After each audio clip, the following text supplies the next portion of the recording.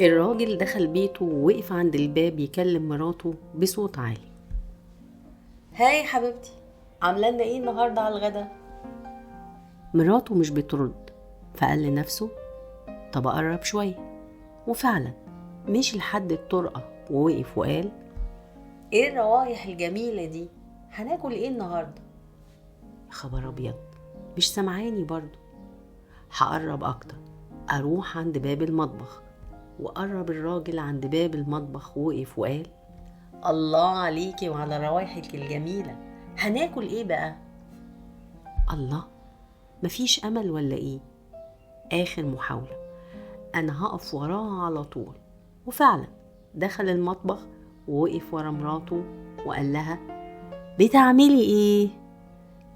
مراته بصت له وهي متضايقة وقالت له دي المرة الرابعة اللي بقولك انا بعمل صينية بطاطس بالفراخ. جرى ايه؟ انت مش سامعني ولا ايه؟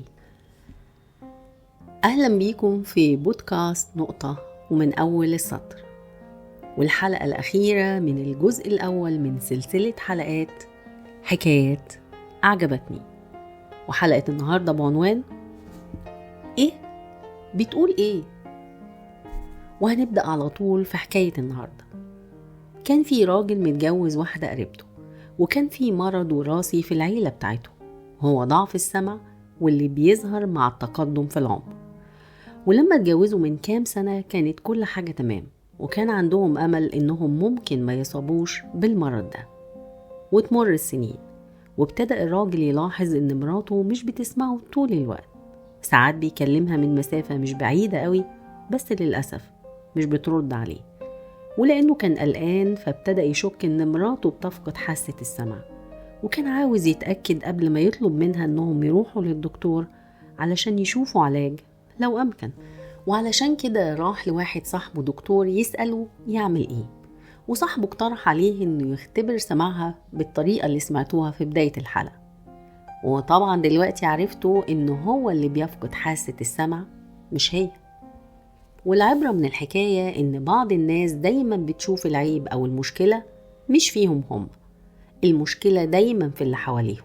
زي صاحبنا ده، على الرغم من انه هو ومراته كانوا معرضين لنفس المرض، إلا إنه ما فكرش ولا شك في نفسه ولو للحظة إن المشكلة ممكن تكون عنده هو، وهو اللي مش بيسمع.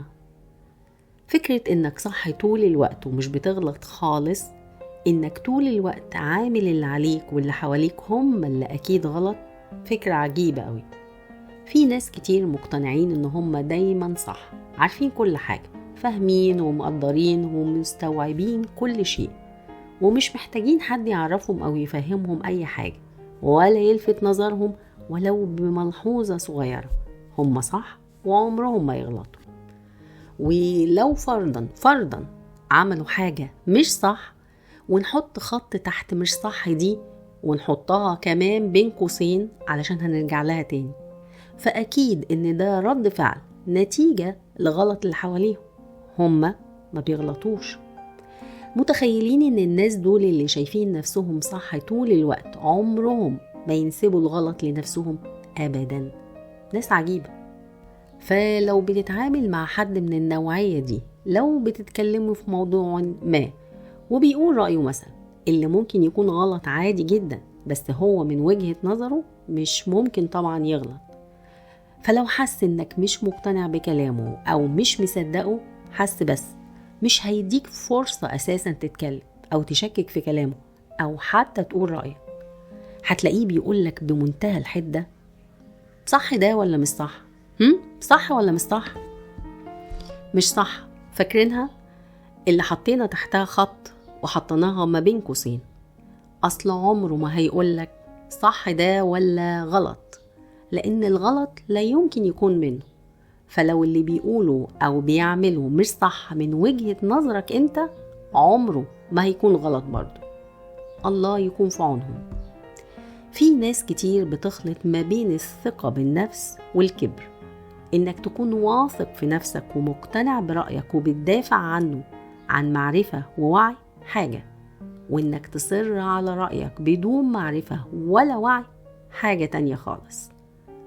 الإنسان الواثق بنفسه عنده استعداد إنك تختلف معاه ويتقبل اختلافك ده، بس عمر ما الاختلاف هيوصله للخلاف. هيسمع رأيك وهيفكر فيه، وممكن جدا يكتشف إنه غلطان ويعتذر كمان، وعمره ما هيحس إن ده ضعف، بالعكس. أما الإنسان المتكبر ما بيقبلش التشكيك في رأيه أو معلوماته، ما بيقبلش النقاش، ولا بيعترف بفكرة الاختلاف من أساسها، لأن الاختلاف بالنسبة له يعني خلاف وعداء مباشر لشخصه وتقليل من شأنه الرفيع. والله. فالأفضل لو قدرت ما تتعاملش أو يكون لك علاقة بالشخص المتكبر ده، بس أحيانا كتير بتبقى مضطر للتعامل معاه، وده أصعب حاجة، وخاصة لو كان التعامل معاه لابد منه. وعشان كده لو مضطر للتعامل معاه، فمن الأفضل إنك ما تدخلش في نقاش معاه في أي شيء هو مقتنع بيه أبدا. وده مش ضعف، لأ، ده علشان تحافظ على سلامك النفسي، وأحيانا علشان تحافظ على شكل آدمي للعلاقة اللي لابد منها دي. في النهاية انت عمرك ما هترضي كل الناس، ولا كل الناس هتقدر ترضيك، فحاول تكون مرن بالشكل اللي يسمح لك انك تحافظ على شكل العلاقة من غير ما تأذي نفسك ولا غيرك، ومن غير ما تدخل في خلاف مفيش أي فايدة منه. صح ده بقى ولا مش صح؟ ايه رأيكم انتوا؟ يا ترى اتعاملتوا مع حد من النوعية دي، حد شايف نفسه صح طول الوقت ومش بيغلط؟ يا ريت تكتبوا لي في التعليقات، ويا ريت تشاركوا الحلقة دي معاه ونعرف رأيه ايه. في نهاية حلقة النهاردة بنوصل لنهاية الجزء الأول من سلسلة حلقات حكايات أعجبتني. أتمنى تكون حلقة النهاردة عجبتكم، وأتمنى تتابعوني وتشتركوا في البودكاست علشان تشوفوا الحلقات اللي فاتت والجديد. في انتظار رأيكم ومقترحاتكم اللي دايما بتسعدني، وشكرا. ونقطة ومن أول السطر، كنت معاكم أنا سلوى، وده بودكاست نقطة ومن أول السطر.